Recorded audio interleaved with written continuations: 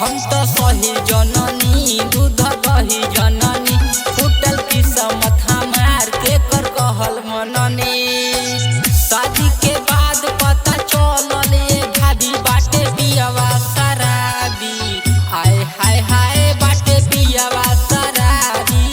हाय हाय हाय बाटे पियवा शराबी।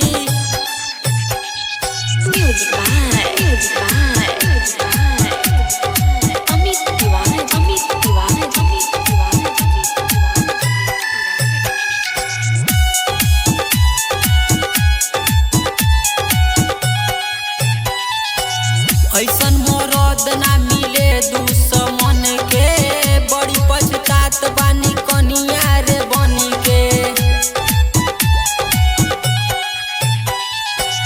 ऐसन मरद ना मिले दुश्मन के बड़ी पछतात बानी कनिया रे बनी के।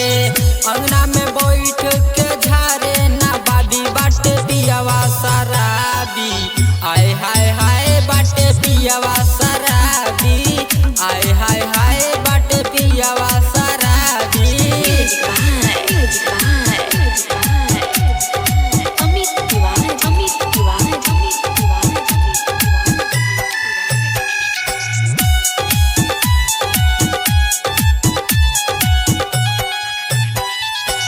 चंदन देवरवा के बाउर रहनवा बेच के पिएला सुनीता के गहनवा।